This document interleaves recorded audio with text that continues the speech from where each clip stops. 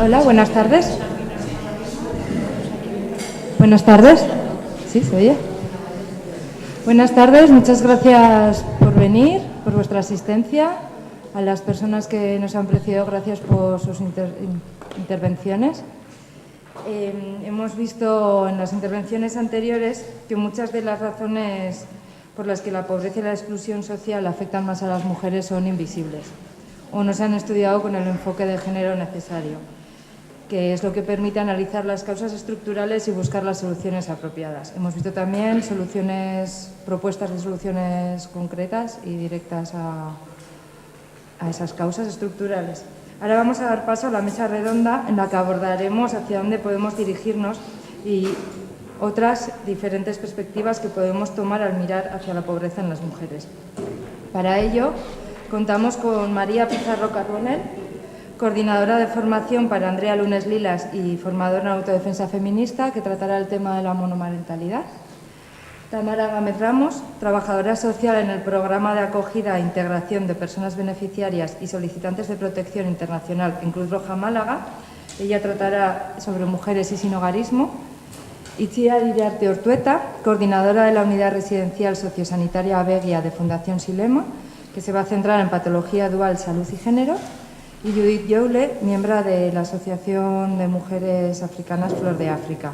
Ella va a abordar la situación de las mujeres migrantes en relación a la pobreza. Comenzamos, como os he dicho, con María Pizarro Carbonell. Ella es pluriempleada, trabaja en una empresa de gráficas y como cuidadora y es también presidenta de la Asociación de Mujeres Separadas de Estella Lizarra, Juntas y Revueltas. Desde dicha asociación, con la que lleva colaborando 5 años, ha cogido fuerzas para colaborar con Andrea Lunes Lilas, compartiendo su testimonio como superviviente y, sobre todo, ayudando, orientando y asesorando a otras mujeres en proceso de separación. Actualmente es coordinadora de formación para Andrea Lunes Lilas y formadora en autodefensa feminista.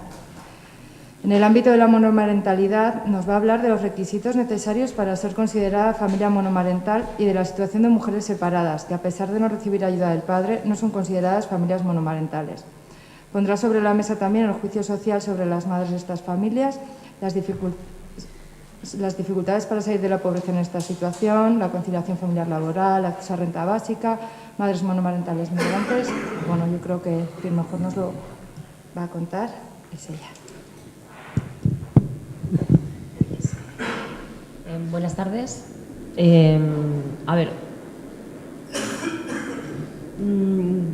¿qué empiezo? El patriarcado nos quiere, esto que estamos hablando de que está invisibilizado, es que el patriarcado nos quiere pobres, porque pobres somos más vulnerables. Por eso no se mueve todo esto. Seguimos el mismo sistema. Entonces, fijaros, en las familias monomarentales, para mí lo más importante es el juicio social, porque desde la sociedad, ¿sabes? Luego vemos cómo se mueve, si se mueve para un lado o se mueve para el otro. El juicio social que las madres de las familias monomarentales tienen cada día, cada vez que van a pedir una ayuda, o en la calle mismamente, si visualizáis. Ahora mismo, mira, las familias monomarentales suponen un 12%, así como están sin contemplar los requisitos que estamos pidiendo que se contemplen, ¿no? Que las madres que tienen, por ejemplo, la patria potestad compartida, pero se hacen cargo de todo, que el padre con suerte se los lleva un mes en verano, o sea, más o menos como si tuvieras una abuela en el extranjero, se les considere como familias monomarentales, ¿no? El juicio social que tienen estas mujeres, que suponen del 12% que son las familias monomarentales, el 94% son mujeres, así que son padres. Si os hacéis una idea, ¿no? Si visualizamos una madre cargada de criaturas, ponle 3, 4 niños, sabes que está sola, el juicio social es ¿qué responsable? ¿Quién sensata? ¿A quién se le ocurre? ¿Cómo vas a sacar adelante a esos niños? ¿De qué manera? Es que no tienes para ocuparte y para trabajar y para dedicarte a los críos. Cuando es al contrario, cuando es el padre, suponemos, y será seguramente, es o viudo o que la ha dejado la mujer, ¿vale? Si ponemos la dicotomía, ¿no? de la mujer que abandona al padre con los hijos, es el mito de la mujer perversa. Esta ha dejado al padre colgado con los hijos, qué pobrecito, pobre hombre, cuidado que tiene mérito. El otro día en la radio decían, me parece que en Cadena 100, decían ostras, un hombre que tenía 35 niños, cuidado qué paciencia tiene que tener ese hombre. Uy, y las madres, suponiendo con suerte que sean varias, ¿no? Pero, o sea, el mérito es del hombre. El hombre cuando se hace cargo de las criaturas es viudo o abandonado, pobrecito. Y la tía, cuidado, qué mala de dejarle con los hijos, abandonar a los hijos. Cuando es al contrario, el hombre no existe. Es totalmente invisible. La tía es como la irresponsable. O sea, mujeres que van a pedir ayuda a Cáritas, que van a recoger comida a Cáritas con sus criaturas, y la respuesta de las personas que están sirviendo la comida es: yo no te he dicho que tengas 4 hijos. Como si ella ha tenido los 4 hijos intencionadamente. O sea, la responsabilidad de la reproducción recae únicamente sobre la mujer. Únicamente. Y eso... desde luego la autoestima, imaginaros, ¿no? Eso cada día. No os digo ya a la hora de buscar un trabajo, el tema de la conciliación, normalmente son mujeres que están solas, muchas son mujeres inmigrantes. Pues lo tienen muy difícil, están muy solas.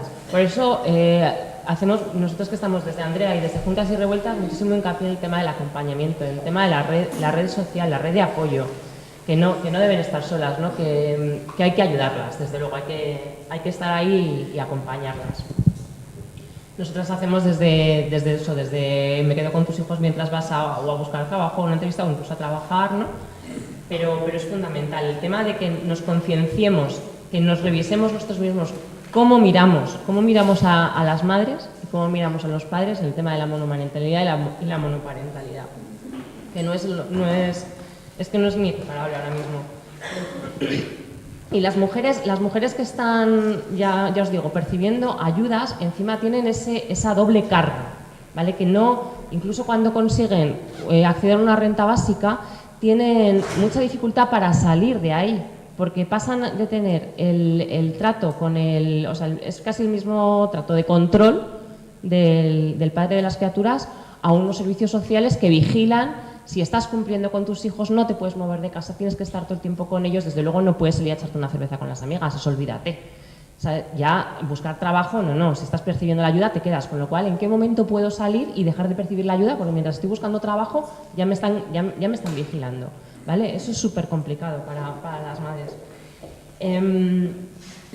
Y luego, mirad, el tema también de la pensión de alimentos, fijaros, o sea, mujeres que están con una patria potestad compartida, ¿no? Pero que tienen a lo mejor la custodia a ellas, si no pagan la pensión de alimentos, que está reconocido desde 2015 ya como violencia de género, la violencia económica o patrimonial, el paso de pedir el pago de la pensión, que implica ir al juzgado por una demanda, eso nos supone, de momento, solicita la justicia gratuita, a ver si te la dan. Si tienes un sueldo de 1.000 euros, ya posiblemente te la denieguen, ¿vale?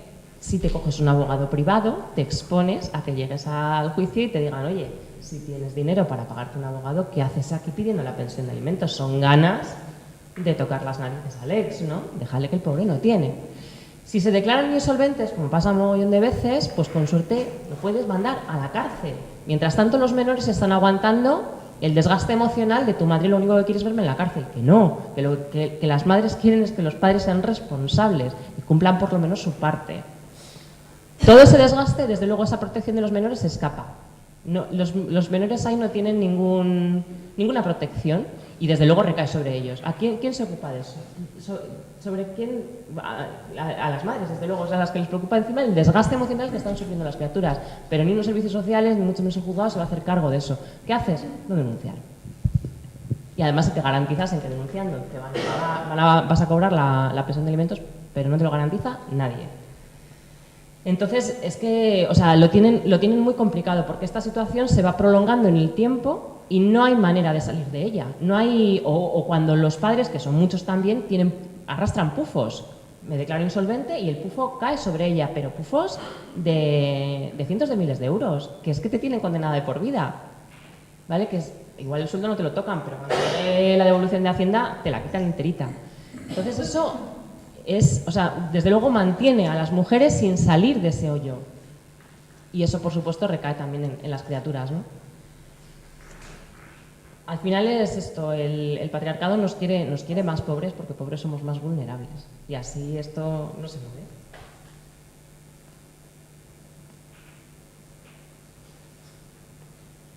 Mira, tenía aquí también señalado el tema de Juana Rivas. Juana Rivas también cuando recupera otra vez la relación con Arcuri, con la crisis económica. O sea, ella había montado su negocio, al salir de esa relación de maltrato, se instala en su ciudad y pone una tiendina. Pues con el tema de la crisis estaba por los suelos la mujer. Llegó el otro, le vendió, pues eso, un sitio estupendo, nos vamos a ir a vivir juntos, pues allá fue. El patriarcado nos quiere más pobres. Así somos mucho más fáciles de llevar a donde el maltratador quiera. Por eso esto no se revisa. No sé, yo la verdad que no tengo ideas para el tema de la pensión de alimentos, pero a ver si saliera aquí algo, porque el de la pensión de alimentos o del tema de los pufos que dejan los sex, o sea, porque claro, al final el Estado lo que quiere es cobrar y le va a dar igual a quién. Mientras que a nosotras nos van a medir el que tengas una estabilidad económica, tengas una serie de medios para hacerte cargo de las criaturas, a él no. Él sus derechos no los va a perder. Y eso lo estamos viendo cada día en las noticias. Mientras que a un hombre, si el hijo o la hija se niega a verle, ¿cuántas hemos escuchado en la radio la de veces que va a entrar en la cárcel la madre que tiene embargado hasta el piso de la abuela?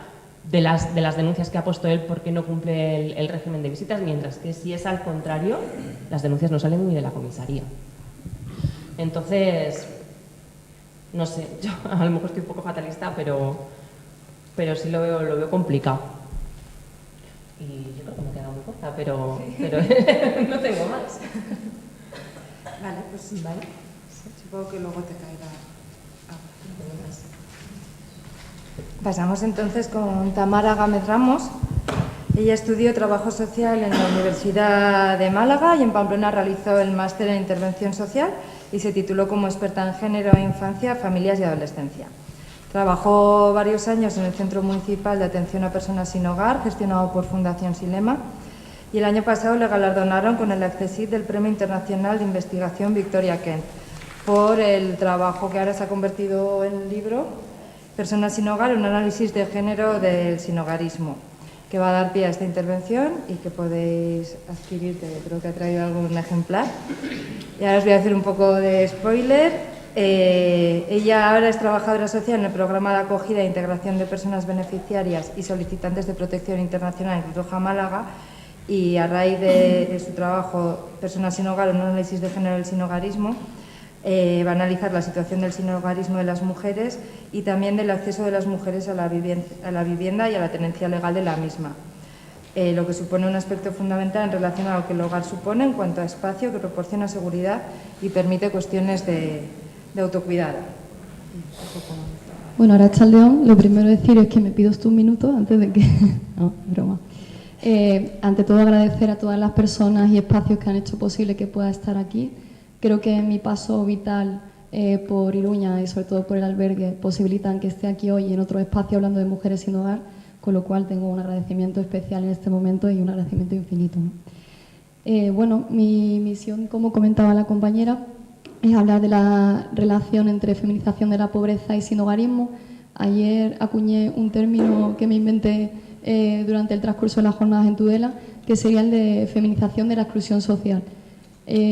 Yo hablaba de este término porque el análisis de la feminización de la pobreza se basa en umbrales que tienen dos dificultades. Una, que van a analizar la situación económica de un hogar asumiendo que hay un reparto equitativo de esa riqueza, y eso dificulta entender cuál es la posición de las mujeres en esos hogares.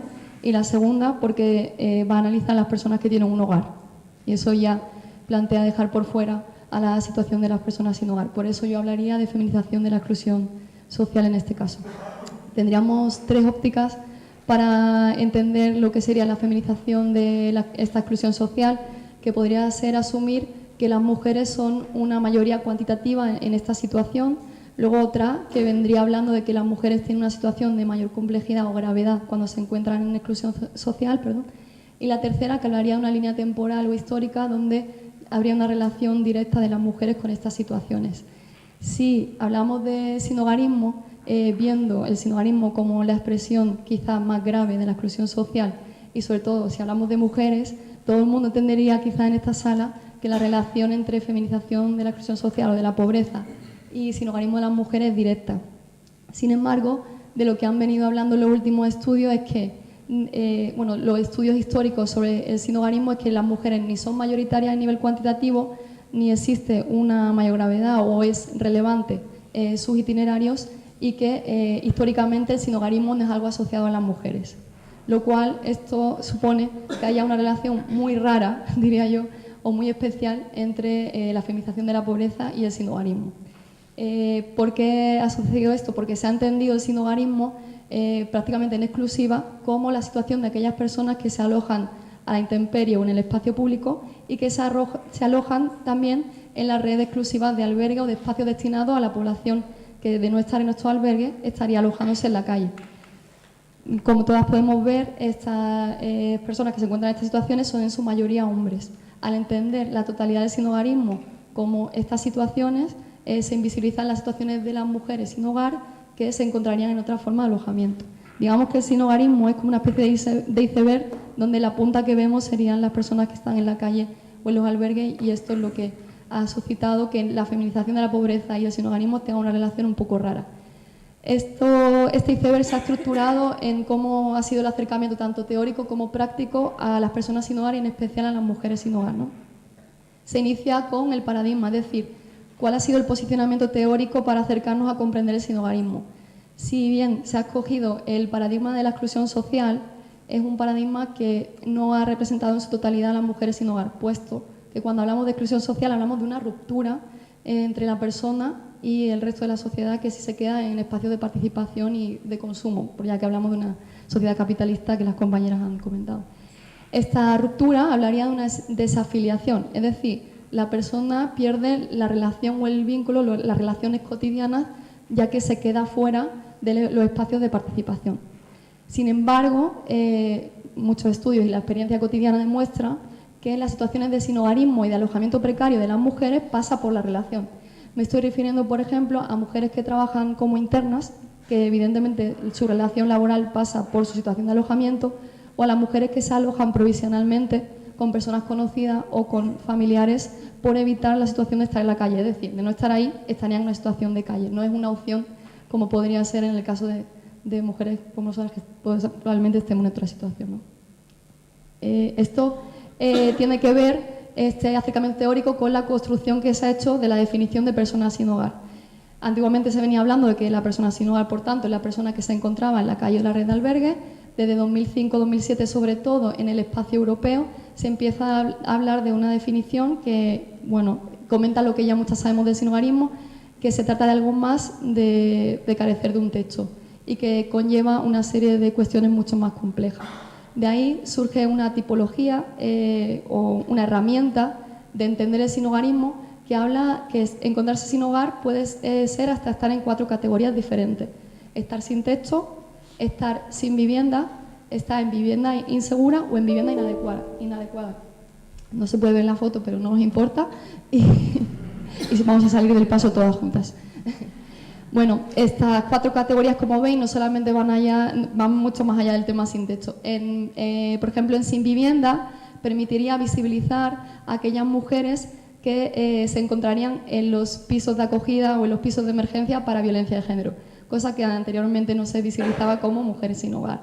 Otro ejemplo de ello sería, por ejemplo, cuando hablaban las compañeras de infantilización de la pobreza o feminización de la infantilización de la pobreza como herencia de la pobreza de las madres. Esta categoría sin vivienda permitiría visibilizar a las niñas que se encuentran en los pisos de protección como personas sin hogar, mujeres sin hogar en este caso, que también deben ser cuantificadas. En el caso, por ejemplo, de la vivienda insegura, que sería otra de las categorías, por ir poniendo ejemplos y no detenerme, ojalá pudiera. En el caso de la vivienda insegura, hablaríamos de que aquí se contemplarían situaciones como la de estar conviviendo con la persona agresora mientras que se produce una situación de violencia de género. También hablaríamos de casos en los que la mujer se encuentra bajo una orden de desahucio esperando el alzamiento de la vivienda, donde las mujeres también son un número significativo, ¿no? Vamos al anterior. Entonces, el paradigma se relaciona con la definición y pensar quiénes son las personas sin hogar va a delimitar luego las cuantificaciones de en qué situaciones las vamos a ubicar y qué personas son estas en términos cuantitativos. La mayoría de cuantificaciones que se siguen haciendo hasta la fecha, a pesar de que existe una definición ya comprendida y aceptada por los organismos europeos y por las diferentes instituciones de personas sin hogar, las cuantificaciones siguen refiriéndose a las personas que se alojan en la calle o en los espacios de los albergues, de manera que se siguen visibilizando a estas personas en otras situaciones en las que muchas de ellas sí encontramos mujeres. Esto va a determinar las políticas que se realizan, porque si no hablamos de las mujeres en estas situaciones, evidentemente no va a haber políticas para trabajar al respecto.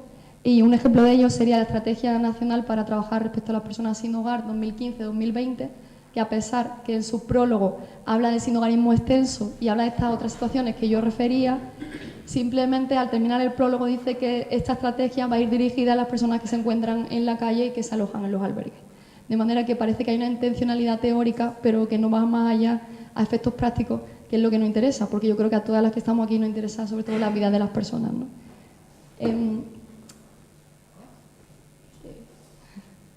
Bueno, mi intención es explicar por qué las mujeres pasan por estos alojamientos más encubiertos, por esas situaciones de sinhogarismo más encubiertos, en lugar de acabar en situaciones de calle, como es más propio, mayoritario en el caso de los hombres.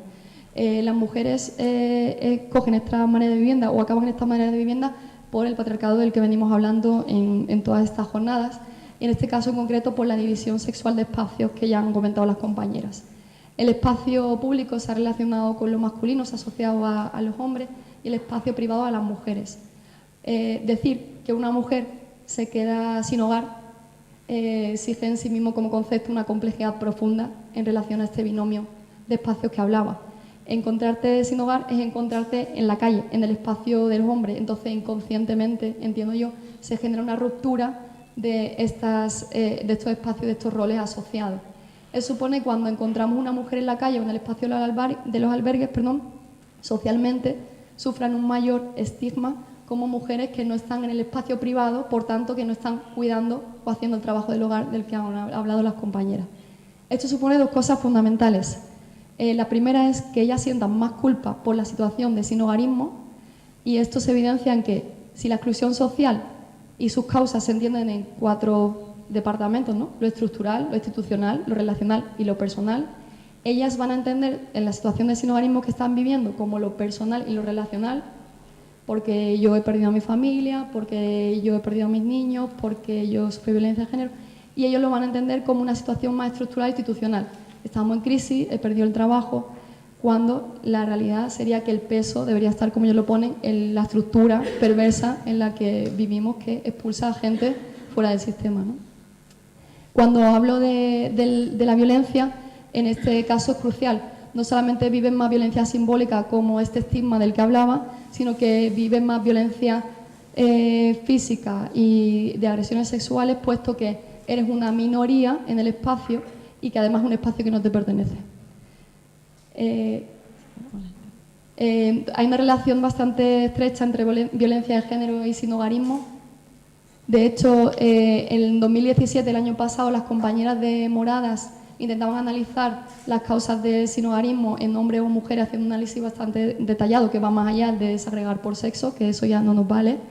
Y la causa que más se repetía en el caso de las mujeres era la de la violencia de género, la causa que más tenían en común.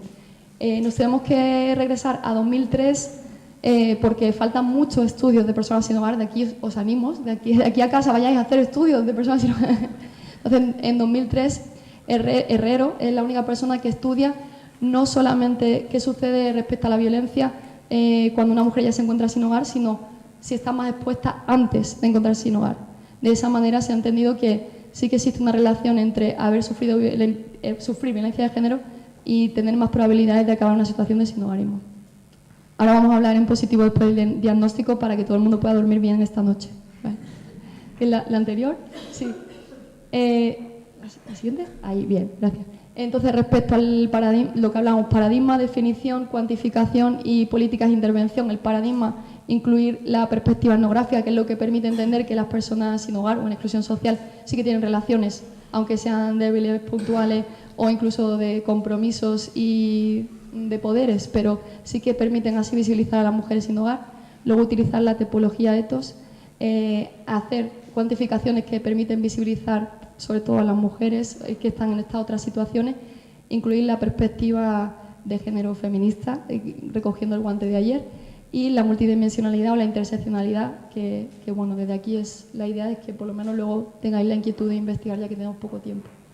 Luego ya hablar de las brillantes ideas contra la pobreza que están haciendo ahora mismo respecto a personas sin hogar, comentar que la Asociación Realidades, que trabaja con personas sin hogar en Madrid, está recogiendo firmas en su página web para, de alguna manera, obligar o generar la obligatoriedad de incluir la perspectiva de género o perspectiva feminista en todo lo relacionado con las mujeres sin hogar, ya sea en los espacios de alojamiento o en los centros de acogida, en las políticas, en las cuantificaciones y todo lo que hemos venido hablando. Así que os animo a que firméis desde casa. Respecto a la asociación Realidad, es una buena práctica o una idea contra la pobreza en la participación como sujetas activas de las mujeres sin hogar. Esta semana tienen una jornada, la mitad de las ponentes son mujeres sin hogar, que son las propias voces de sus propias realidades, y tienen una iniciativa que se llama 100%, que os animo a que echéis un vistazo, que es para visibilizar a las mujeres sin hogar. Otra brillante idea contra la pobreza es de una iniciativa que se llama Mujereando, nace de Sevilla, de la Fundación RISE, ahora ya funcionan de manera autónoma. Son mujeres sin hogar que tienen su propia compañía de teatro y que a través del teatro y del arte han generado su propia comunidad y su brillante idea de salir de la pobreza de manera conjunta. Ayer pusimos el vídeo, creo que hoy no va a haber tiempo, pero yo os animo que desde casa... Sí, venga, a lo loco.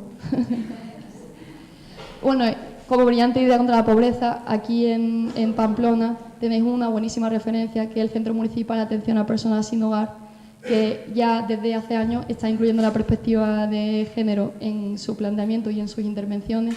Primero fue con el reglamento interno sancionador, añadiendo situaciones que vivían en exclusiva las mujeres sin hogar, como podría ser la violencia de género, o otras situaciones como la cuestión relacionada con el acoso o el abuso sexual, y que luego ha realizado un protocolo de actuación en violencia de género para actuar correctamente en el albergue. Con lo cual, os felicito y os animo a que os acerquéis a las propias experiencias que tenéis aquí en el ámbito local.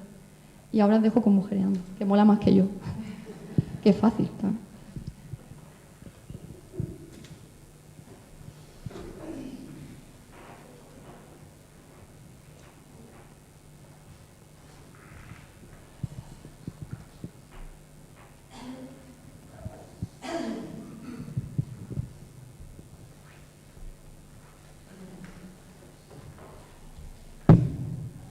Para gritar que tú nunca me hiciste lo que tanto te quise dar. Yo me llamo Antonia María Hernández González. Soy de Santa Cruz de Tenerife. Yo soy Katy. Me llamo África. Me llamo Ramona. Mi nombre es Emilia, como mi madre que es Gloria. ¿Tenemos audio o...? He venido a este centro de la nada para gritar.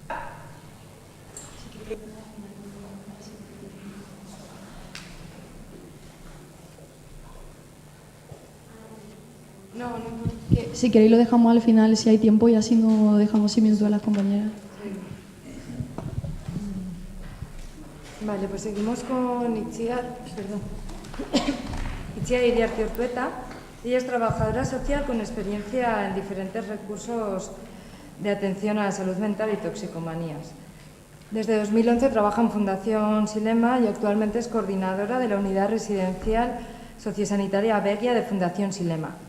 Itziar nos va a ofrecer una visión general sobre cómo ha sido tradicionalmente la atención a mujeres del mundo de la psiquiatría y la salud mental, y dará unas pinceladas sobre la situación global, necesidades y oportunidades de las mujeres que sufren patología dual. Vale, pues buenas tardes.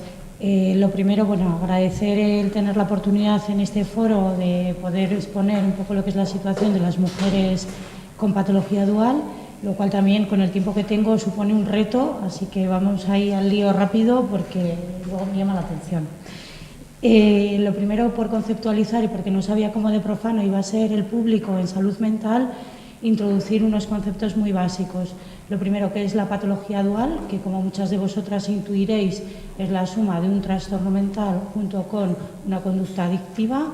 Cuando hablamos de trastorno mental hablamos también en su amplio espectro, entonces englobamos desde trastornos de la personalidad, trastornos de ansiedad, depresivos, del estado de ánimo, a trastornos psicóticos, esquizofrenia, y cuando hablamos de conductas adictivas englobamos tanto lo que son las sustancias ilegales que a todos nos vienen a la cabeza, como la cocaína o la heroína, otras drogas, y sustancias legales como puede ser el alcohol, el uso de psicofármacos con o sin receta, o sustancias socialmente aceptadas como puede ser el cannabis. Cuando se habla de patología dual, la primera pregunta que muchas veces nos viene a la cabeza es si primero fue el trastorno o el consumo de drogas. Existen dos variables o dos teorías que explican esta cuestión.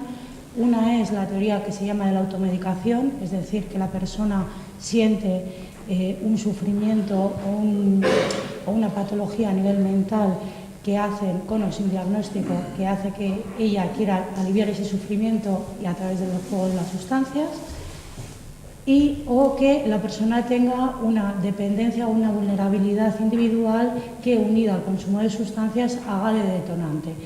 En esta segunda casuística siempre nos va a generar la duda de si otro hecho estresante vital podría haber provocado también ese brote de enfermedad mental, ¿no? Por ejemplo, tradicionalmente muchas veces la enfermedad mental cursa en la adolescencia es una época de cambios, en el caso antes de los hombres, por ejemplo, surgía la mili, en términos genéricos puede ser una ruptura, un abandono del hogar, etc. En definitiva, podemos decir en ambas corrientes que el consumo o la conducta adictiva no es más que un síntoma de una problemática mayor, pero también la abstinencia va a ser algo clave a la hora de determinar el buen pronóstico sociosanitario de la persona. Porque si bien la patología dual es un problema, una enfermedad crónica y un problema de salud, las consecuencias que derivan van a extenderse a todos los niveles de la persona, pues a nivel relacional, familiar, social, empleo, vivienda, etc. Estas consecuencias siempre van a fluctuar en función de la gravedad del trastorno y el patrón de consumo, ¿de acuerdo? Aquí vamos a englobar desde lo que podríamos hablar de mujeres, un perfil como muy típico, no alarmante socialmente, como pueden ser mujeres que acuden a un médico de atención primaria, consumen ansiolíticos de una manera más o menos regular, recetada, sin exceso, ¿no? Con un trastorno de ansiedad que les permite trabajar, funcionar, cuidar a sus hijos, etcétera, etcétera, a pesar de ese sufrimiento que están padeciendo, hasta trastornos más graves como puede ser la esquizofrenia con un consumo de drogas mucho más abusivo. Como toda enfermedad crónica, va a requerir atención especializada a lo largo de toda la vida, especialmente en los momentos de crisis, donde los esfuerzos vamos a tenerlos que triplicar para poder mantener todo aquello que se haya podido construir en esos periodos de más estabilidad, ¿vale?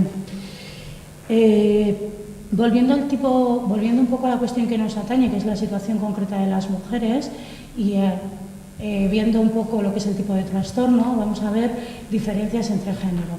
Curiosamente, las mujeres estamos más diagnosticadas de trastornos de ansiedad, trastornos depresivos y trastorno límite de la personalidad, en contraposición a los hombres, que tienen más diagnósticos de trastorno antisocial o trastornos de conducta disruptiva graves.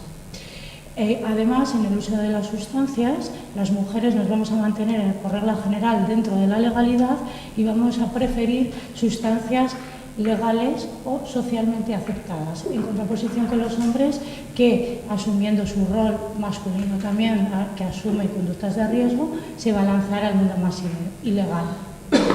Además, también en el espacio que ocupamos a la hora de consumir drogas, bueno, pues vamos a preferir hacerlo en la calidez del hogar y en la privacidad del hogar, a diferencia de los hombres que van a salir con su consumo más en el espacio público, generando también más alarma social y probablemente por eso los recursos están más dirigidos hacia ellos.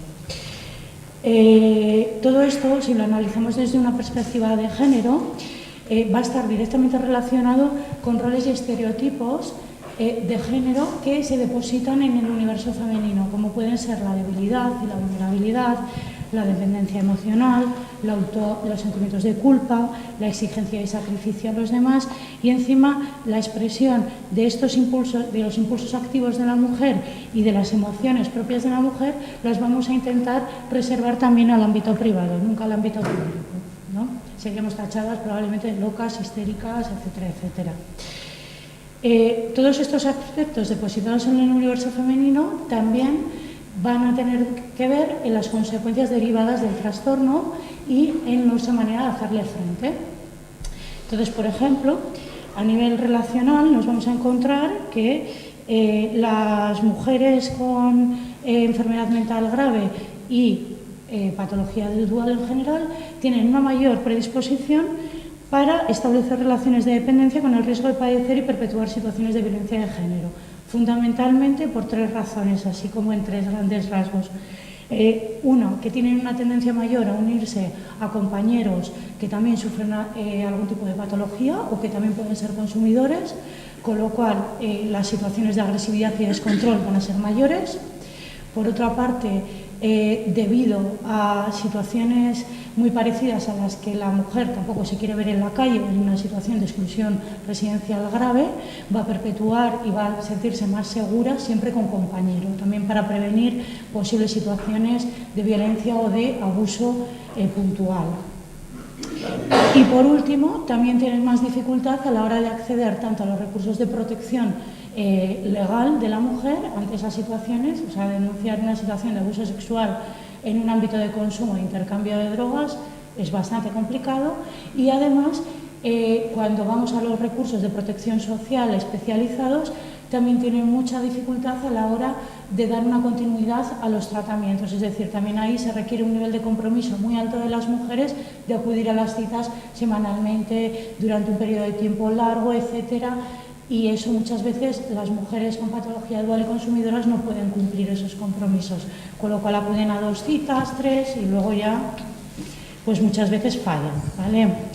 En relación a la situación de vivienda y empleo y acceso a la red, como bien decía la compañera, únicamente los casos más graves acaban en situación de sin techo. Es decir, en la calle es muy raro, pero también son los casos más graves los que piden ayuda a la red especializada, así como nosotras, bueno, luego ya veremos cómo accedemos a las redes. Respecto al ámbito formativo laboral, la verdad es que yo no he podido observar grandes diferencias entre hombres y mujeres. En ambos casos, normalmente su ciclo formativo se ve cortado en la adolescencia, que es cuando se inicia el trastorno o el consumo de drogas, con lo cual ambos sexos están condenados a trabajos precarios de baja cualificación y además o a empleo protegido en el mejor de los casos, con lo cual, bueno, pues con este panorama una dependencia económica o bien familiar o bien del sistema público es inevitable, es la única manera de sobrevivir. Respecto a las conductas disruptivas, de riesgo, derivadas de adicción o crisis o situación de crisis, podemos decir que las mujeres en nuestra relación con el delito normalmente somos víctimas de ese delito, ¿de acuerdo? Tanto para la hora de buscar sustancias, de prevenir y de encontrarnos en determinadas situaciones de riesgo, a la hora de hacer frente a las necesidades de consumo, pues a veces hay situaciones de intercambio sexual con un consentimiento más o menos dudoso, donde además hay una situación de prostitución implícita, explícita, bueno, no se tiene muy claro muchas veces desde dónde y cómo.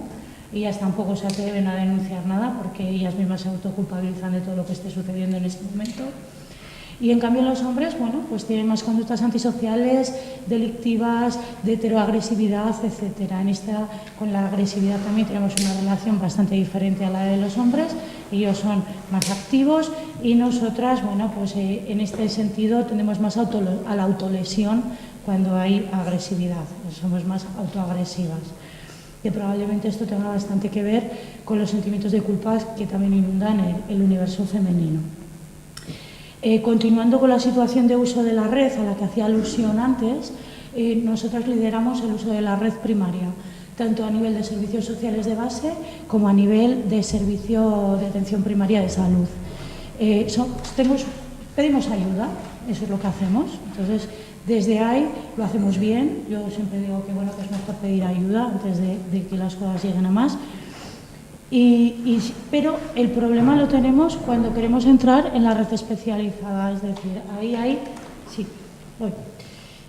ahí juegan tres elementos en juego. Uno, que al igual que sus compañeros varones, la red está compartimentada de manera que a veces no encajan, es decir, tienes enfermedad mental, tienes adicción, estás en exclusión, eres inmigrante, eres mujer, ¿qué eres? No nos encajan en los casilleros, en estos casos. Además, el miedo al estigma que padecen las mujeres, es decir, valiente es la mujer que se acerca a un modelo de desintoxicación como tal, si no es para acompañar a su hijo. Porque si no eres una mala madre, una mala esposa, una mala mujer, una mala hija, etcétera, etcétera, ¿no? Sobre todo en el tema del consumo. Quizás en la enfermedad mental, bueno, nuestra parte vulnerable, o de que nos ven más vulnerables, pues igual nos salva de tanto estigma en esa parte. Y por último, ¿no? La dificultad de acceso a recursos especializados para la mujer, que es lo que he hablado un poquito antes, que además en ese momento que abandonan y o no pueden dar continuidad a esos tratamientos y a esas terapias especializadas que abordan muchas veces la causa primigenia del trastorno, hay una relación directa entre el trastorno límite de la personalidad y haber sufrido abusos en la infancia. Muchas veces esa problemática primigenia no está abordada, con lo cual se perpetúan las crisis y los momentos de inestabilidad y los vínculos y las relaciones de dependencia, etcétera. Bueno, en resumen, bueno, pues las mujeres con patología dual, debido a la multiproblemática que padecen, son un colectivo muchas veces invisible, solo se ve la punta del iceberg, es decir, los casos más graves, la cúspide, todo ese núcleo de atención primaria no se ve, ¿no? En esta parte me siento como muy identificada con la situación de mujeres sin hogar, y que requiere un abordaje específico de acuerdo a sus necesidades específicas. No se trata tanto de generar recursos, sino de que los recursos no demos café para todos. Yo veo más por ahí, ¿no? Pero por la parte de dejar un pozo un poco más optimista, yo sí que he visto unas potencialidades y unas capacidades mayores en estas mujeres, ¿no? Una es la menor incidencia de conductas antisociales y disruptivas y delictivas, es decir, entramos menos a la cárcel, eso es bueno. Hay un menor abuso y uso tanto de sustancias legales e ilegales, pero concretamente con las ilegales nos da más repelús, eso está también yo creo que mejor. Es mejor el abordaje desde el punto de vista de la adicción y de la abstinencia. Un mayor grado de autonomía en lo referente a habilidades de la vida cotidiana, así como en tareas de autocuidado y mantenimiento de la salud y aspecto personal. Y una mayor capacidad para pedir ayuda, el uso de las redes de apoyo formal e informal. Tenemos una mayor capacidad para generar vínculos y relaciones, lo cual evita el aislamiento social, y todo esto forma parte también de las potencialidades a las que los profesionales de la salud mental, que a veces estamos más en las necesidades, las dificultades y demás, es donde tenemos que poner, yo creo, la mirada para poder ofrecer una mejor atención, ¿no? Y con esto ya he terminado. Muchas gracias.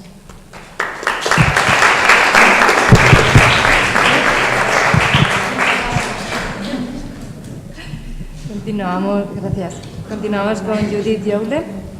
Ella es originaria de Camerún, lleva varios años viviendo en Pamplona y, a pesar de su amplia formación, ahora mismo está en desempleo.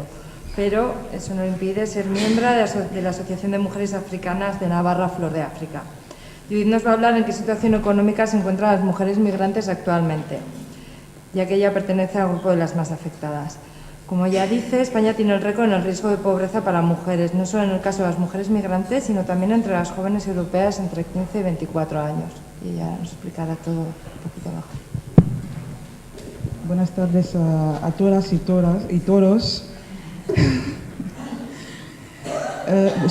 Hablaré de la situación de las mujeres migrantes en relación con la pobreza, hablando de la dificultad que tienen las mujeres migrantes para poder acceder a una vivienda y también la dificultad que hay en el acceso al trabajo con los nichos de mercado que tienen estas mujeres migrantes, como el trabajo de cuidado, de cuidado con pocas horas y unas pocas estabilidad. Y también hablaré un poco de de las diferencias culturales, y especialmente en salud reproductiva y sexual, ¿no? Que hay una gran diferencia cuando venimos aquí. Y bueno, que llevamos un tiempo escuchando en los medios de comunicación que hay más demandas y pocas ofertas sobre el alquiler. Y como migrantes o como mujer migrante, es muy difícil acceder a estas viviendas, aunque entonces con la poca oferta que hay, los migrantes tienen una gran dificultad, porque hay una discriminación. Cuando eres una persona migrante, a veces no te dan las viviendas, sobre todo con inmobiliarios. Como a veces lo hacemos a partir de internet, ahí vas a rellenar todos los datos, pero a la hora de visitar la casa, si se dan cuenta que eres una persona que viene de fuera, dependiendo de la nacionalidad, de la vestimenta, de tu etnia, de tu raza, a veces te dicen que la casa ya está cogida, o te dicen que el dueño ha subido el precio, y te dice, otros llegan a decirte que no, que en esta zona no admitimos personas extranjeras, o que personas que llevan, por ejemplo, velo. Y bueno, que como hablamos de pobreza, es también una dificultad, y a veces llegan a pedir unos documentos que no hace falta, solo hace falta que te piden un informe médico, porque te piden un permiso de trabajo, te preguntan si estás tu estado civil, te pregunta si tienes niños, y también si tienen niños, y también si son pequeños, porque dicen que los niños pequeños ensucian mucho la casa. Y aunque puedas pagar o no, no te dejan. Y como a veces ni siquiera para pagar hay una dificultad, aunque vas a cobrar la renta garantizada, o con las pocas horas que hay, es difícil. Y como para poder acceder a esta vivienda hace falta un trabajo. Hablamos de trabajo. Sabemos también que en general las mujeres trabajan más horas que los hombres, cobrando lo mismo.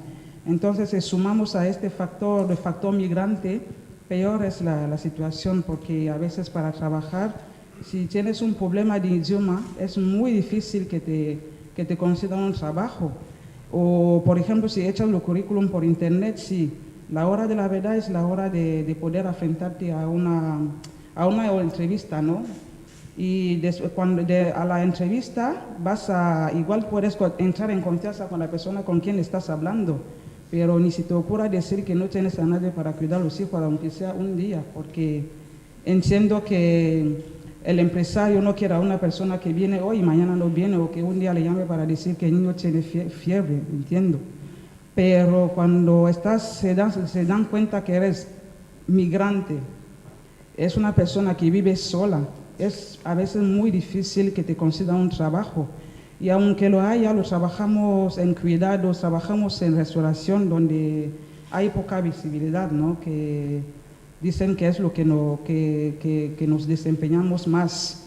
Y para trabajar cara a público hay cierta etnia, cierta raza para poder trabajar ahí. Entonces, es como si es muy difícil para poder tener un trabajo digno, o tener un trabajo para poder pagar a este alquiler, que es muy difícil. Y bueno, y como para conseguir un trabajo es muy difícil, y como las que tienen esta dificultad son las mujeres en familia que son encabezadas en un hogar, por ejemplo, las madres solas, ahí la dificultad la tienen más.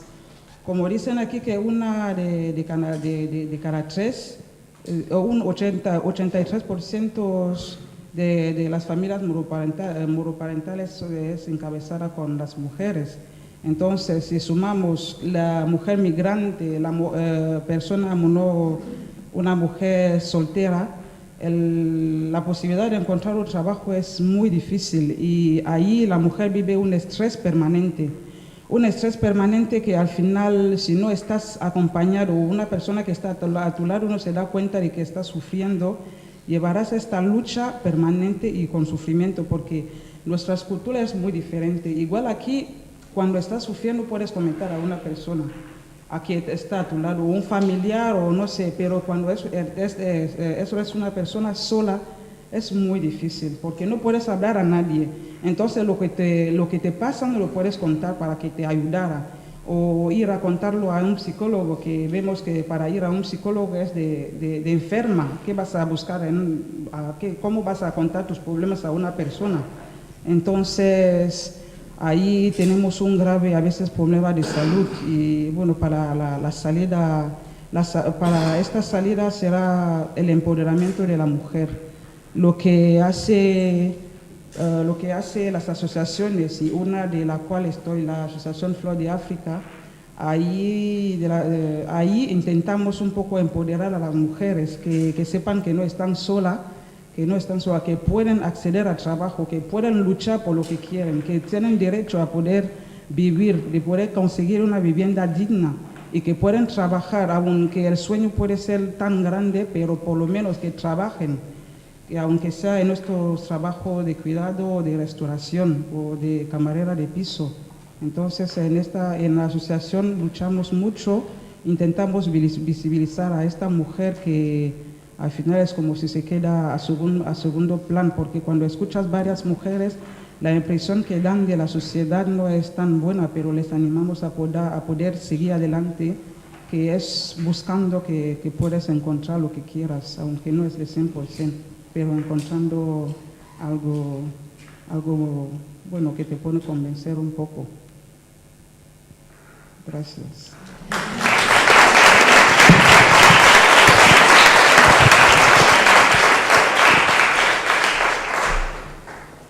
Muchas gracias, María, Tamara, Itziar y Judith. Vuestras intervenciones han hecho que tengamos una visión un poco más amplia de todas estas aristas que intervienen en la feminización de la pobreza.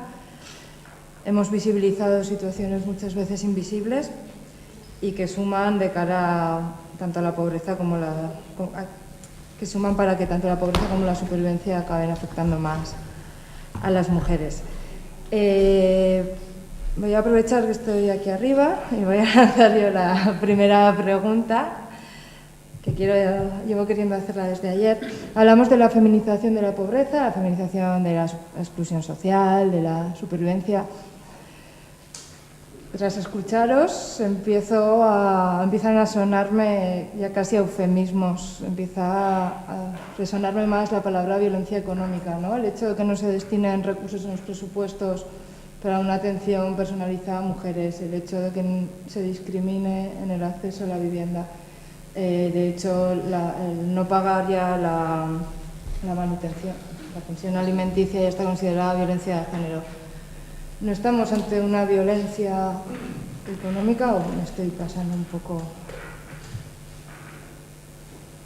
No sé quién está contestar. Pues, no sé, yo creo que es que como es el sistema patriarcal, al final los distintos tipos de violencia pues están en todas partes, por supuesto. Fíjate que lo que comentabas tú de si tienes hijos, cuando una mujer está sola, desde luego no falta el trabajo, o sea, ya te buscas la vida como sea, para no faltar. O sea, con redes de apoyo, pues no te atreves a salir de casa, y luego pues puedes tener a los hijos que se cuiden unos a otros, o tiras de la vecina, de quien sea, para no perder lo único que tienes. Eso está claro. Luego también me estaba recordando que el tema del trabajo de cuidados aísla también mucho, pues todo tiene un sentido, o sea, te quedas en casa de otra persona, cuidar al niño, no te enteras, hay más ofertas, no te enteras, pues si es un trabajo en otro sitio, o, ¿sabes? Va todo encaminado a lo mismo, a que estemos ahí abajo, a que nos mantengamos ahí. Yo estaba pensando un poco que hay una parte de los recursos y de las políticas que se mueven en función de la alarma social que genera el colectivo o el destinatario. Y desde ahí, el hecho de que haya pocas mujeres durmiendo en los pórticos de la iglesia, que es algo muy del 16, ¿no? Y que haya pocas mujeres delinquiendo, pues no estoy animando a nadie a hacer nada, que las situaciones sean, en el caso de los hombres, más de celoagresividad y en el caso de las mujeres más de autoagresividad, hace que haya menos alarma social, que haya menos invisibilidad, y es como un montón de mierda debajo de la alfombra, que no la ves y entre no la aspiras. O sea, yo lo veo más desde ahí, en la parte por lo menos de como yo lo veo de salud mental. Creo que es un colectivo que se queja poco, que es muy silencioso, que está ahí, que no accede y que no se ve que no accede. Entonces, está como cómodo siendo atendido también. El sistema está cómodo viendo que nos atiende también necesidades desde la atención de primaria, sin ser una atención totalmente especializada y que realmente vaya al origen del problema. Yo así lo veo. Evidentemente eso acaba en una situación de violencia o de violencia por negligencia, al final, claro.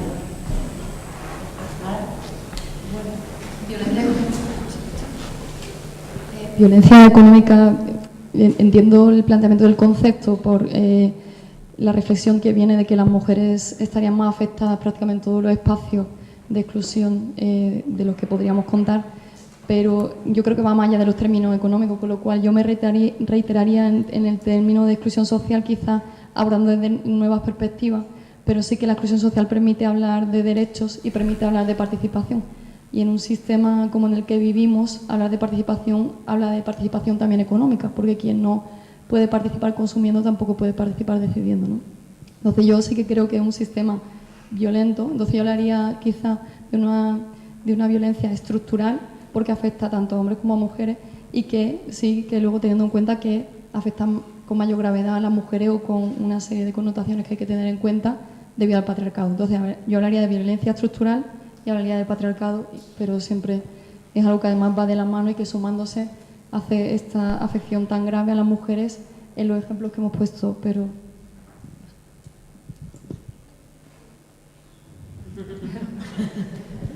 Qué pregunta, ¿eh? Más difícil. ¿Alguien? Sí. ¿Con este o con...?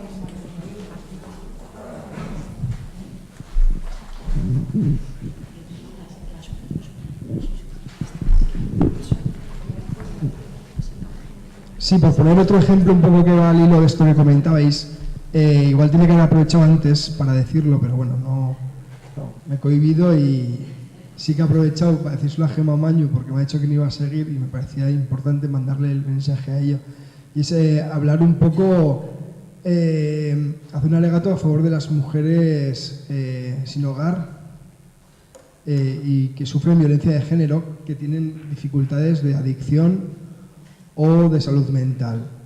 ¿Por qué? Pues porque considero que son, pues, dentro de todo el ramo de las más vulnerables que hay, ¿no? Y se da una perversión muy grande, que es, por ejemplo, en Navarra, que es donde estamos, el Servicio de Atención a la Mujer que ha sufrido violencia de género no atiende a estas mujeres porque tienen o adicción o salud mental, que en muchas ocasiones puede ser incluso derivado. Esa adicción puede ser derivada de la violencia que han sufrido, con lo cual ya es una doble perversión, es decir, te han maltratado hasta la saciedad,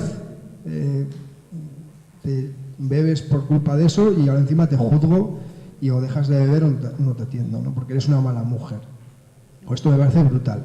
Estas mujeres no se les protege, acaban en la calle, acaban en el albergue de personas sin hogar, que es un recurso súper masculinizado, un 90% de hombres, además con perfiles de maltratadores, algunos de ellos, muchos.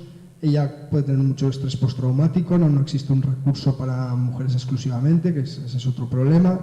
Entonces, esto me parece que es algo que no es tolerable, o sea, y sí que creo que tiene que ver con esa violencia económica que se nos llena la boca con la igualdad y con las necesidades de proteger a la mujer de la violencia de género, y luego, sin embargo, por lo menos a estas, desde luego, que no se les está protegiendo ni un poquito, se les deja muy expuestas. Y parece que no cuentan, parece que se les juzga como malas mujeres, malas madres, malas esposas, bueno, todo lo que se nos pueda ocurrir, y al final ellas están viviendo las consecuencias de todo esto del patriarcado, de todo lo que estáis comentando. Entonces, es evidente que el recurso que hay para atención a mujeres que sufren violencia de género no es un recurso adecuado, pues porque sí que hay menores y es un espacio seguro y es verdad que pueden darse complicaciones, pero eso no quita para que haya otro recurso para estos perfiles y que puedan ser atendidas y que puedan tener un espacio seguro. Si no acaban en la calle, acaban en el albergue, acaban dándose el encadenamiento con otro maltratador, bueno, pues todo esto que tampoco voy a entrar porque ya también se conoce, yo creo. Y nada, agradecer las exposiciones porque han sido muy enriquecedoras, la verdad.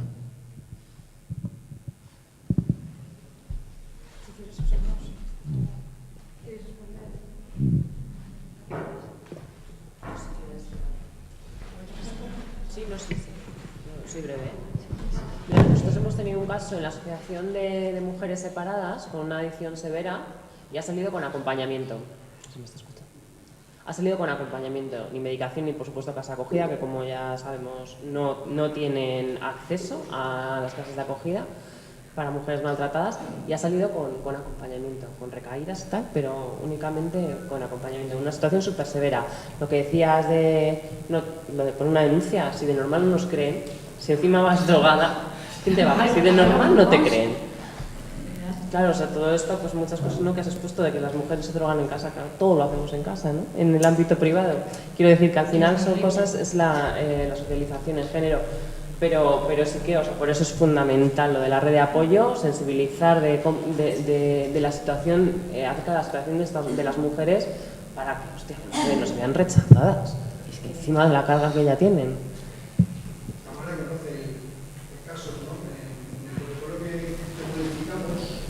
Uno de los casos era cuando una mujer de estos perfiles iba a denunciar, se le juzgaba desde la propia policía como una yonki. A ver, ¿te has pegado o no te has pegado? Pero esto es una de las preguntas que tiene que hacer la policía dentro de su protocolo de actuación. Una de las preguntas que hace cuando una mujer va a denunciar es si consume. Y da igual que venga desde el recurso del albergue acompañada, que ahora que yo acompaño a mujeres refugiadas a denunciar y que tienen un perfil diferente, pero también son mujeres sin hogar, porque realmente vienen de recursos de alojamiento y tienen recursos económicos del Ministerio para poder costear la vivienda, si no, no podrían. Cuando son acompañadas, las preguntas son las mismas. Y bueno, indagando se ve que es parte del protocolo de las preguntas tipo que suelen hacer cuando una mujer va a denunciar. Entonces, la perversión ya surge desde los sectores más generalizados. Si hablamos de que cuando una mujer se queda en situación de calle lo hace desde una mayor gravedad, cualquiera se va a encontrar en una situación muy compleja, pero las mujeres de las que tú hablas, pues mucho más. Pero las propias mujeres sin hogar, cuando las escuchas y hablas en profundidad con ellas o les permites espacios no mixtos, ellas mismas te comentan que es que se encuentran con sus agresores en los albergues, porque esos agresores son también hombres sin hogar con los que han convivido en el espacio de la calle. Entonces, cuando me comentaban lo de Brillante Ideas contra la pobreza, siempre vamos a hablar de políticas de actuación y del papel de los gobiernos, pero yo empezaría a pensar por cosas más pequeñas de cómo podemos plantear que los espacios de alojamiento que le ofrecemos, que va a seguir siendo el albergue mañana, pueda ser más seguro. Entonces, claro, la respuesta no va a ser esa a nivel estructural, sería poder propiciar unos espacios adecuados de intervención para mujeres con un perfil tan grave y que cuantitativamente no es la mayoría de la población sin hogar, pero que sí que tiene una gravedad y una posibilidad y un pronóstico, si hablamos en términos de cronificación, que es mucho más grave, ¿no?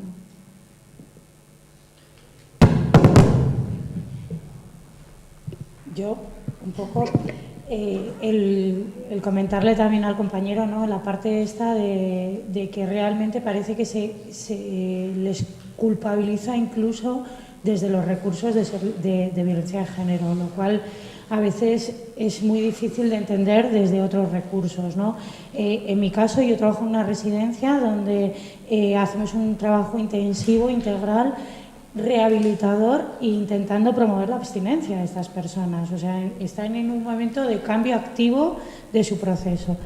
Este año nosotros hemos derivado a 3 mujeres que estaban estables en ese momento, que llevaban un periodo de abstinencia de 2-3 meses al servicio de terapia especializada de violencia de género. No sabemos muy bien, bueno, pues por diferentes motivos entraron en momentos de crisis. A fecha de hoy ninguna ha continuado la terapia. Creo que como máximo han ido a 3 sesiones y así estamos. O sea, y realmente como muy desesperanzador en esta parte, ¿no? sobre todo en casos donde cuando has explorado la historia vital de esas mujeres, el abuso y la violencia ha sido una constante en sus vidas desde la infancia. Entonces dices, estoy en una fase, o sea, es como si, o sea, estoy, bueno, pues como hace la medicina actual, estoy actuando sobre el síntoma en vez de ir al origen del problema.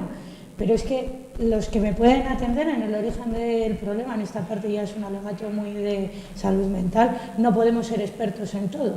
O sea, yo no puedo ser experta en violencia de género, más en empleo, porque tampoco me cuadran bien cuando van a los recursos de empleo protegido, más ser especialista, o sea, parecemos como una especie de micromundo a veces.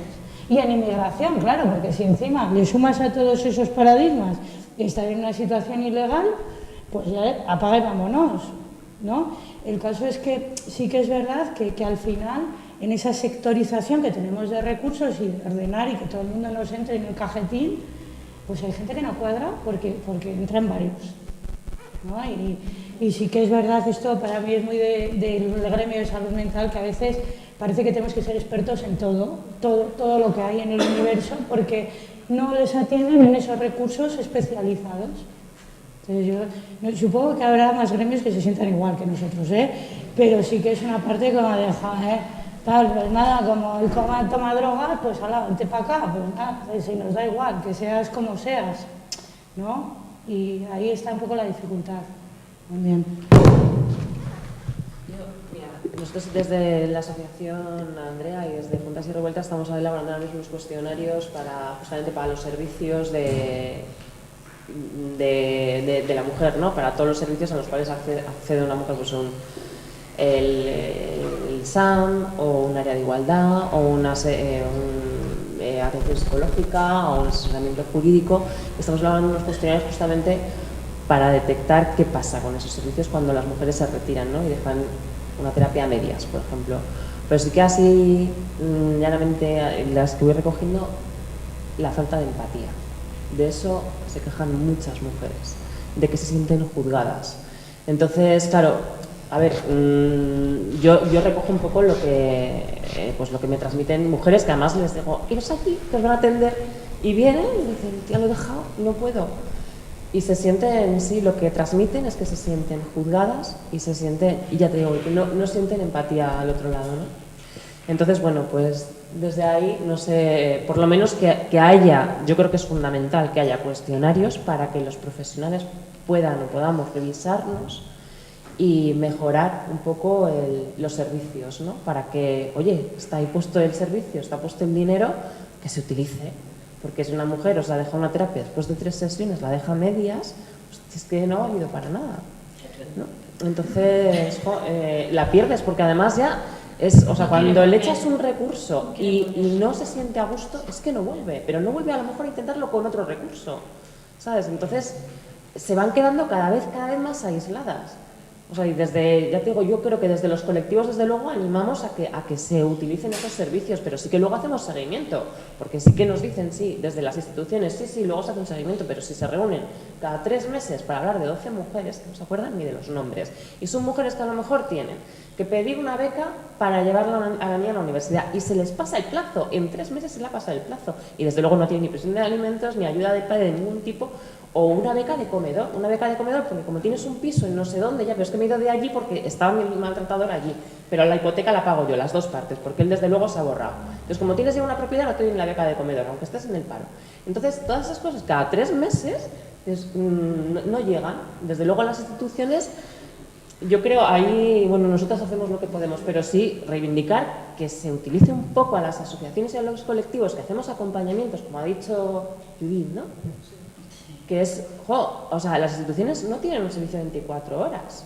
Entonces, aunque hacemos un servicio integral en lo que podemos, pero las asociaciones, los colectivos que nos ocupamos de hacer un acompañamiento integral, o sea, de estar 24 horas, si necesitas cualquier cosa, estoy ahí, pues creo que sí que habría que hacer un poco de colaboración. De colaboración porque recoges pistas más en el plano más humano. ¿Sabes? Desde la institución al final, pues te encuentras con una persona al otro lado del mostrador, mientras que desde la asociación te encuentras a una igual, a una persona que ha tenido tus mismas vivencias o similares y yo creo que se podrían hacer colaboraciones muy interesantes. preguntas, intervenciones? ¿Tere?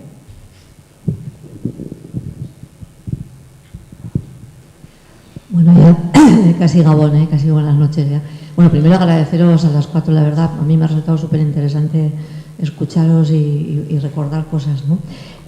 Yo, por ejemplo, comentabais así, a mí sí que me parece, bueno, primero, en los momentos que estamos ahora, yo creo que nos ha costado muchos años, hacer entender que el mundo tiene perspectiva de género y que además la tiene en cualquier tema que abordemos.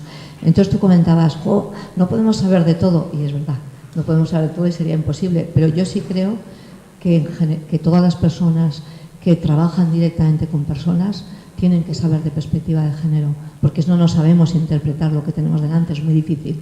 Entonces, yo sí creo, como ahora se está planteando, da igual para las personas juezas, para lo que sea, es que es fundamental, porque si no, nos es muy difícil poder comprender qué pasa ahí, ¿no? O sea, cuál es la diferencia entre un hombre y una mujer con la misma situación. O sea, a mí me ha resultado, lo había vivido muchas veces, pero me ha encantado oírte lo de qué significa para una mujer estar sin hogar. O sea, es que no tiene nada que ver con la vivencia de un hombre, pero sencillamente por eso, por el estigma y porque además hay otra cuestión. Nosotras sin hogar no solo no estamos solas, es que además llevamos hijos e hijas detrás. Y es una cuestión que no nos lo vamos a poder permitir. Quiero decir, si no entiendes todo eso es muy difícil que puedas. O el tema de salud mental, o sea, es que es evidente. O sea, es decir, cómo una vive su propia drogadicción, por qué en casa, qué ocurre. Es que, entonces, de verdad que me ha resultado muy grato oíros porque yo creo que han sido años para poder oír esto con toda la perspectiva, decir, esto es lo que faltaba.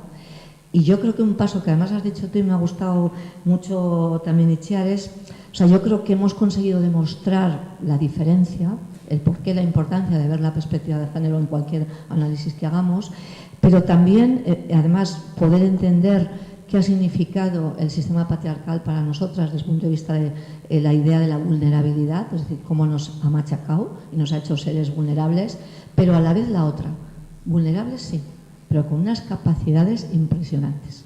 Y cuando tú has hecho, me ha gustado mucho porque has dicho, sí, todo esto sí, pero nadie analiza que estas mujeres además tienen la ventaja de que no entran en prisión por esto, de que son capaces de sacar recursos de donde sea, que buscan redes como sea para que sus hijos e hijas no se queden solos o solas, ¿no? Que decir, o lo decía María también, o es igual. O sea, a mí me parece que estamos ya en esa fase. Es decir, nos ha machacado el sistema, la sociedad nos ha machacado. Nos debería de pedir perdón, en general, a todas las mujeres por todo el destroce, es verdad, que nos ha hecho, y tenemos que poner en valor ya, decir, toda la aportación desde la resistencia, la resiliencia, etcétera, que estamos haciendo, sacando el mundo adelante, a pesar de todo. Y a mí me parece que ahí hay que ponernos ya a decir, esto sí, pero esto también, ¿no? Entonces, bueno, yo, eso, sin más agradeceros porque estoy completamente de acuerdo también en lo que ha dicho el tema de los abusos de la infancia, muy poco trabajado, y lo que significa, yo desde luego he conocido cantidad de mujeres que toda la trayectoria viene desde abusos de la infancia, que nadie había trabajado con ellas, ¿no? Y toda la repercusión. Le quería contar a María una idea que es muy vieja, que la hemos perdido, y no sé por qué, en años, las feministas reivindicábamos, hace muchos años ya, que todo el tema del pago, no me sale ahora las pensiones, que se hiciera cargo el Estado y que el Estado fuera quien les cobrara a quienes no la pagan, porque así tú te desculpabilizas, no tienes el problema y así el Estado lo solucionará rápido porque hay que recobrar. Esa fue nuestra reivindicación durante años, así que igual hay que volver a ella, sin más. Gracias, de verdad, a las 4, ¿eh?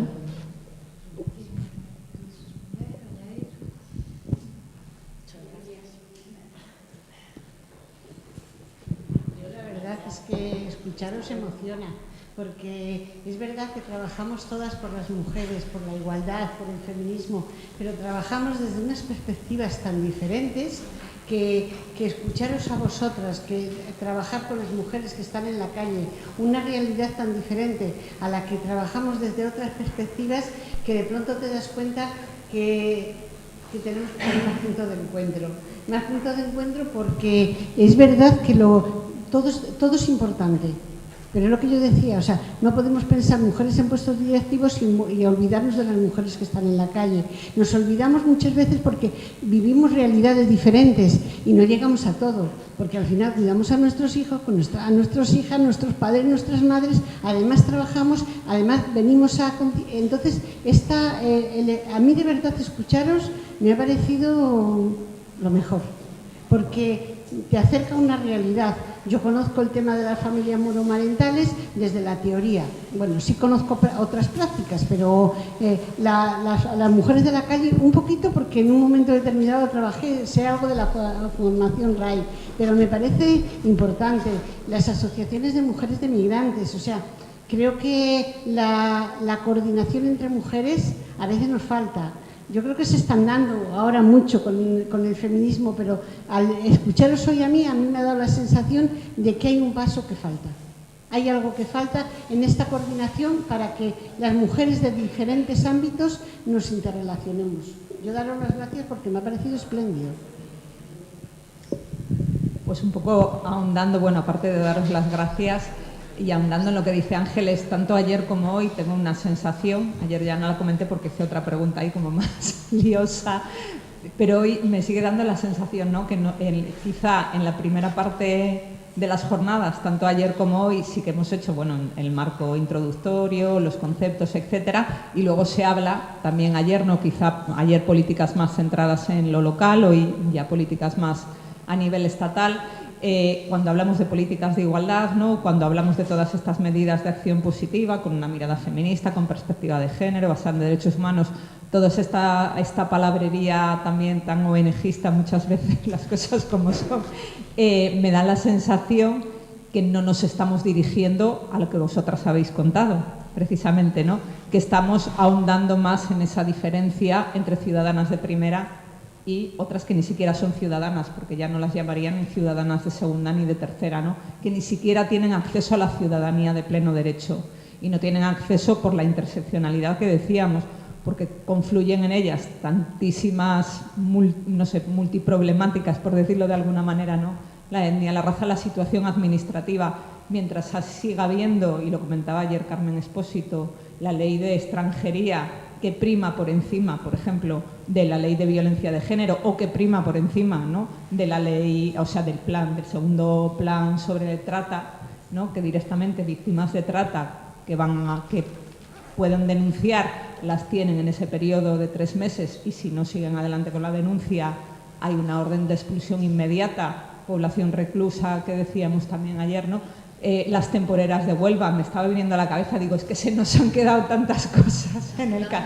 Claro, las Kellys, que ayer sí se habló de las Kellys. Entonces, ¿cómo juntar que estas políticas, que realmente es de donde tienen que venir? Fede también lo decía, ¿no?, quien tendría que hacerse cargo, bueno, pues un supuesto estado de bienestar, ¿no? Bueno, nosotras como médicos del mundo, claro, llevamos desde 2012 trabajando por la derogación del Real Decreto 16/2012, ¿no?, que ayer más o menos no me dio tiempo a contar todo lo que sucede con las mujeres cuando no tienen acceso a la atención primaria, pero evidentemente se nos han quedado por el camino muchísimas mujeres víctimas de violencia de género. Yolanda, ya está, que la gente se está yendo. Ya está, que la gente se está yendo. Ah, vale. Ya. Bueno, eso que, ¿cómo confluimos?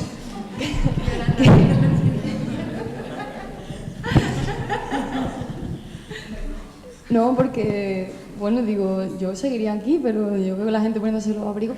Yo solo, y quizás por darte una pequeña respuesta, te corta, eso no es muy feminista, pero bueno, me lo voy a permitir aquí. Pero por hacer un pequeño cierre junto con lo que tú dices, yo creo que una de las cosas que más me han enseñado los feminismos es aterrizar, y creo que eso es muy importante. O sea, a mí me preocupa que la gente de aquí se vaya pensando que la única solución son políticas, porque la política es una palabra muy difuminada que nos queda demasiado lejos. Entonces, es muy interesante lo que comentaba la compañera sobre el Banco Santander, pero yo, por ejemplo, por ejemplificar lo que yo hablo de aterrizar, es preguntarte, ¿y qué banco eres tú? ¿Cuántas personas son de Banco Santander? Porque la señora directora del Banco Santander no está en esta ponencia. Entonces, es importante, como brillante idea contra la pobreza, es qué puedo hacer yo como feminista y cuánto puedo aterrizar, ¿no? Y a veces aterrizar es hablar de las mujeres de las que nos está hablando, y esa creo que es una clave importante. A ver, yo creo, de lo que has dicho tú, Ángeles, sí, que cada una creo que vamos haciendo en donde podemos. El tema de los encuentros pues es súper interesante, por supuesto, para poner en común y compartir. Pues que como estamos tan desbordadas y desde luego ya nos cuesta sacar tiempo, pues yo creo que llegamos hasta donde llegamos y se está haciendo mucho. Yo que aprovecho, que se me olvidaba que el 26 o sea, el viernes siguiente, no el siguiente, es la jornada de familias monomarentales, la segunda jornada de familias monomarentales hacemos en el Condestable en Pamplona. Queremos visibilizar este año a las criaturas, que si las mujeres somos invisibles, las criaturas mucho más. Y a ver si os llega el cartel por alguna vía. Bueno, si no hay más preguntas, creo que habéis hecho unos cierres perfectos, las tres. Y bueno, yo solo dar las gracias de parte de la Red Navarra de Lucha contra la Pobreza y la Exclusión Social. Y mañana es el Día Internacional contra la Pobreza y hay una concentración a las 7 en el Ayuntamiento. Sergio, normal que Entonces creo que una de las cosas que podemos hacer todas como feministas es acudir, visibilizar esta triste realidad y seguir luchando contra ella.